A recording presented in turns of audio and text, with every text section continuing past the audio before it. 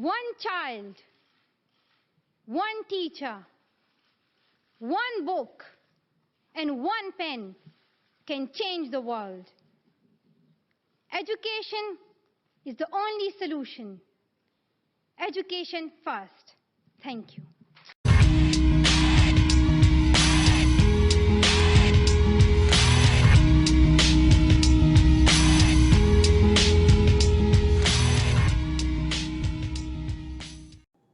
The United States is home to a great deal of diversity. In this nation of 318.9 million people, there are roughly 381 unique languages spoken. One of the most prominent places these languages manifest themselves is in the classroom.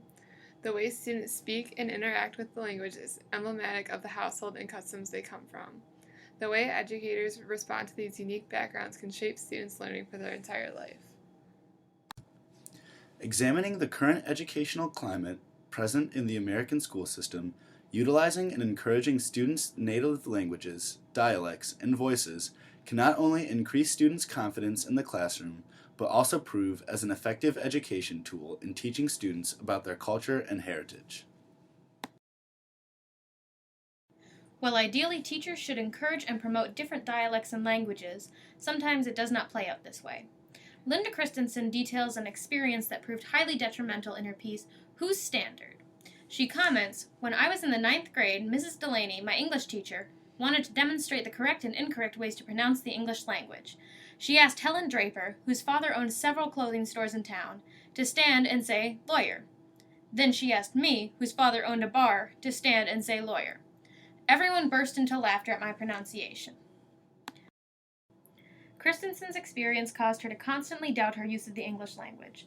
Her teacher instilled a fear of using her native dialect in class, and this resulted in her lack of participation in class. Due to a lack of participation and fear, she did not take the risks to make mistakes and learn from them in class. Thankfully, Christensen's narrative is somewhat outdated. Judging based on several interviews with students, we observed that nothing emblematic of Christensen's experience was represented.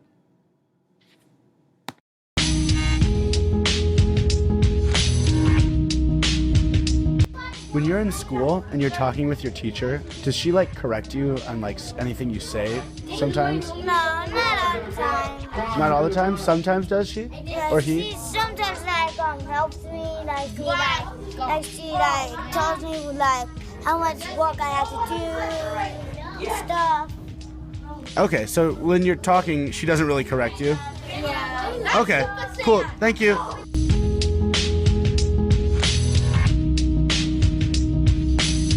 So when you're in school and your teacher asks you a question and then maybe you give them the answer, do they ever correct you on how you give them the answer, or does your teacher correct you on stuff? Sometimes, yeah. So how do they correct you?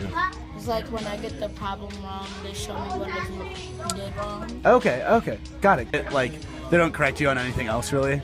No. Okay, cool. Thank you. When asked, all of the students interviewed liked their teachers. Upon further asking about which topics students were corrected on, none of the students responded with what was described in Christensen's piece. In an area where there is a heavy presence of African American vernacular English, it is easy to imagine that AAVE is often used within the classroom. The fact that teachers do not correct students on the way they speak helps streamline the educational process, helping to focus on the actual subject matter.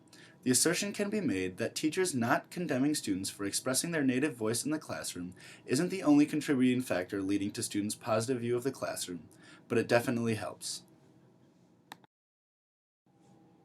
Another positive example of multicultural learning is Averill Elementary School. At Averill Elementary School, students are taught in both Spanish and English. The school follows a 50-50 model where exactly half of the day is taught in Spanish and the other half in English. This bilingual education starts in kindergarten, which is an age where students' minds are very adaptable and able to pick on both languages easily, and this learning continues through 3rd grade, the highest grade the school teaches.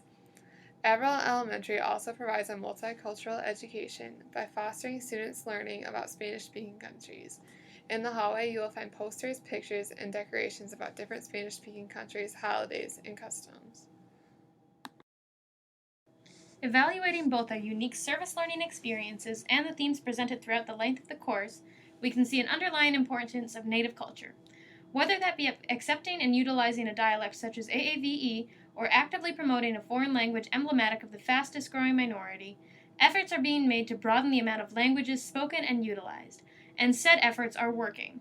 By promoting and encouraging lingual diversity, we guarantee the voices of tomorrow will not go unheard.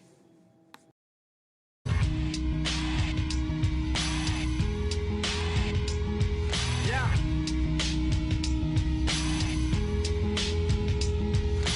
Remember when my first meal was school lunch? Now I spit a 16 straight with no